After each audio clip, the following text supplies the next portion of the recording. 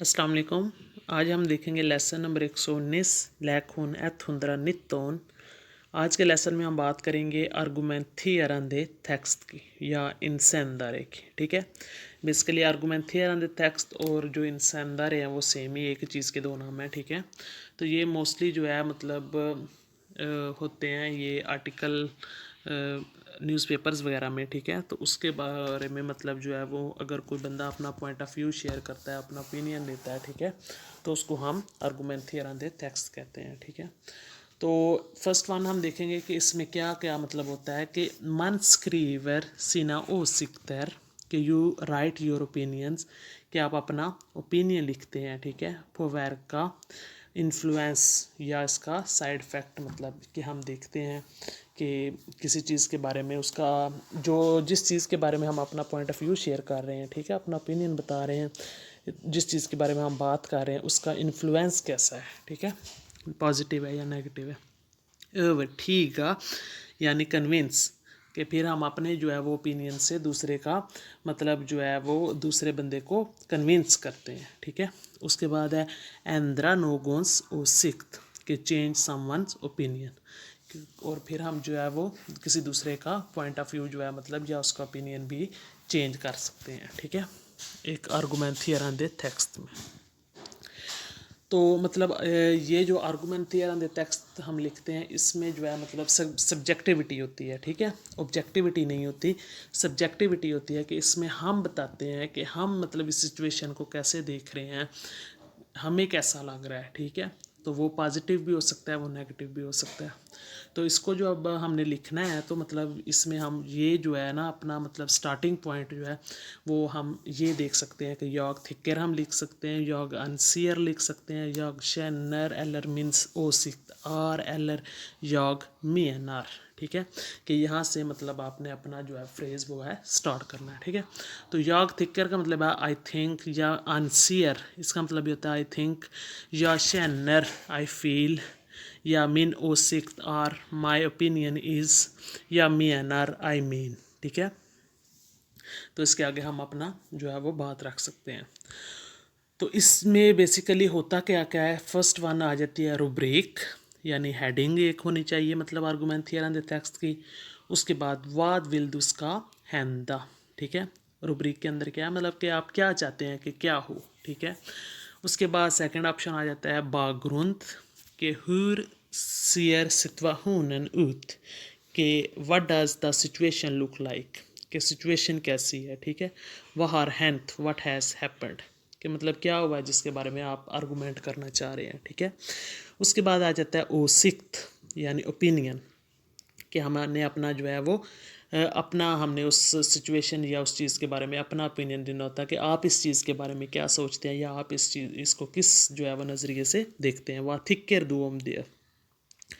उसके बाद Nora argument, उसके बाद हम जो है वो कुछ आर्गूमेंट्स जो है मतलब देते हैं उस चीज़ से रिलेटेड, वो पॉजिटिव भी हो सकते हैं, वो नेगेटिव भी हो सकते हैं। ठीक है, उसके बाद है वाद और दिना फशलॉग। नोरा आर्गूमेंट में हम क्या देते हैं कि वाद और दिना फशलॉग, कि आप क्या सजेस्ट करते हैं। ठीक है, वार फॉर हार दुरत, और अगर आप ऐसा सजेस्ट करते हैं तो आप क्यों मतलब सही हैं। ठीक है, तो ये सारी चीज़ें जो आ जाती हैं एक argumenterande text में। इसमें आपने चार चीज़ें जो है वो उनको कवर अप करना होता है। फर्स्ट वन रुब्रिक हमारे पास होनी चाहिए। रुब्रिक में मतलब हमने रुब्रिक है कि मतलब टॉपिक क्या है जिसके बारे में हम जो है वो argumenterande text लिख रहे हैं। उसके बाद हमने इसमें थोड़ा सा उसका बैकग्राउंड बताना होता है कि मतलब किस वजह से ये सिचुएशन पैदा हुई है। ठीक है, उसके बाद हमने उसिक्त अपना ओपिनियन बताना होता है कि हम इस सिचुएशन को कैसे देखते हैं या हम क्या सोचते हैं। ठीक है, उसके बाद नोरा आर्गूमेंट, यानी कि हम उसमें मतलब अगर अपनी कोई सजेशंस दे रहे हैं, ठीक है, तो वो क्या है, और अगर हम ऐसा कह रहे हैं तो मतलब हम क्यों सही हैं। ठीक है, और दूसरा क्यों गलत है।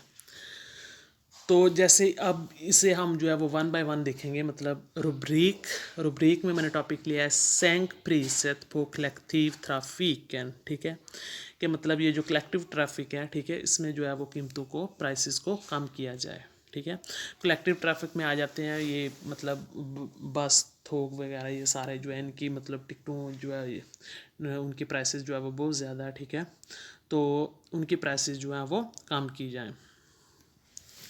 तो इसमें हम पहले इसका अब देखें थोड़ा सा बैकग्राउंड की बात करेंगे। तो बैकग्राउंड में हम देखते हैं man får ofta höra att man ska åka buss eller tåg istället för bil.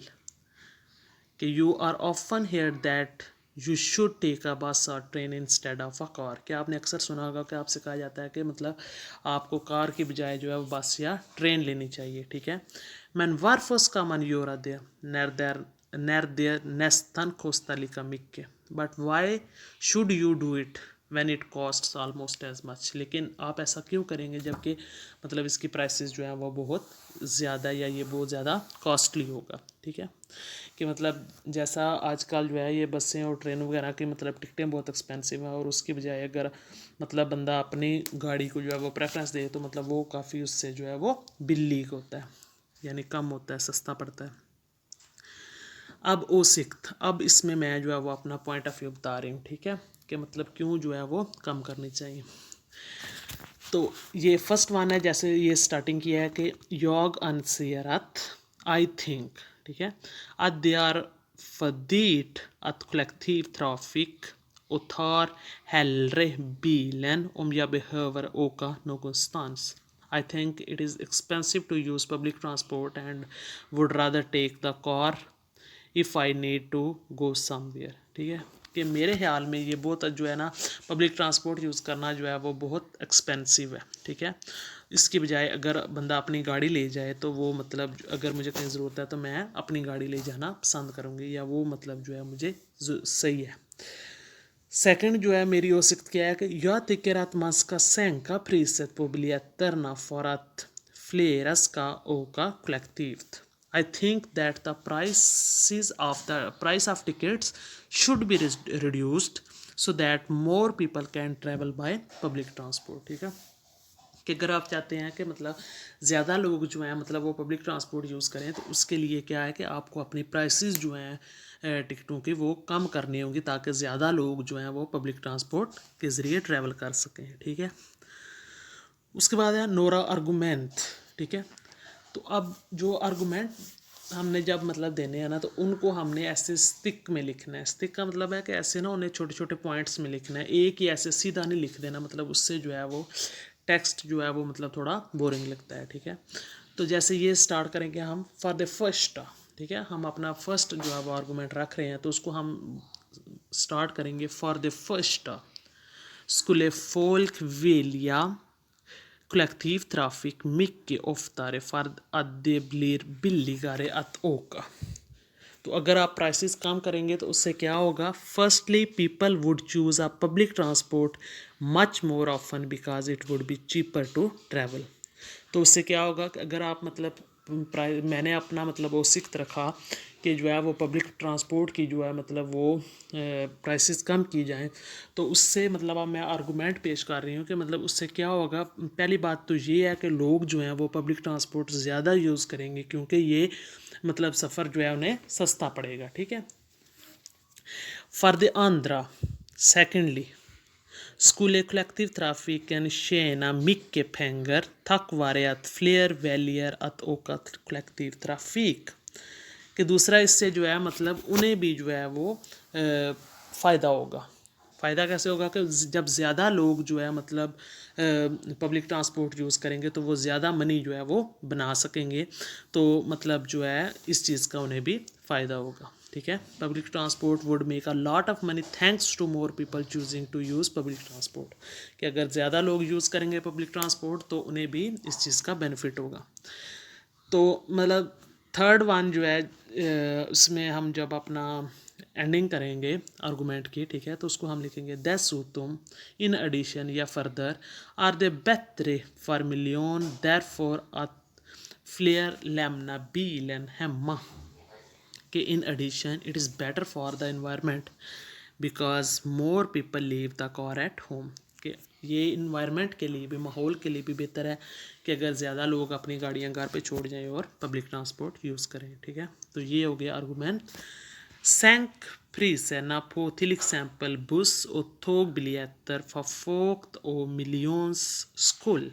Okay, lower the prices of for example, bus and train tickets for the sake of the people and the environment. कि मतलब जो है बसों और जो train है उनकी टिकटों में मतलब जो है वो उनकी प्राइसेस लो की जाएं लोगों के लिए और माहौल के लिए, ठीक है। तो उसके बाद जो एंड पे है ना, हमने मतलब अगर अपना नाम लिखना है, ठीक है, तो अपना सिग्नेचर होता है इसमें एंड में, ठीक है। अपना नाम आप लिखना चाह रहे हैं तो आप अपना नाम लिख सकते हैं, ठीक है। अगर आप मतलब अनोनिमस रहना चाहते हैं कि नामालूम मतलब जो है रहना चाहते हैं, तो वहाँ पे आप जैसे यहाँ पे NRA रियसनर, ठीक है, के एन एंग्री ट्रैवलर के मतलब एक जो है वो नाराज़ या ट्रैवलर जो है उसने मतलब ये अपना पॉइंट ऑफ व्यू शेयर किया है, ठीक है। तो सिग्नेचर एंड पे ज़रूर होता है आर्गूमेंट थियरम द टेक्स्ट में। तो अगर आप मतलब एनोनिमस रहना चाहते हैं तो आप रह सकते हैं। अगर आप अपने आप को मतलब अपना आइडेंटिटी जो है शो करना चाहते हैं तो वो भी आप कर सकते हैं। इट डिपेंड्स अपॉन यू, सही है। तो आज के लिए इतना। Thanks for watching the video. Please don't forget to like share comment and subscribe for more. Thank you so much. अल्लाह हाफिज़।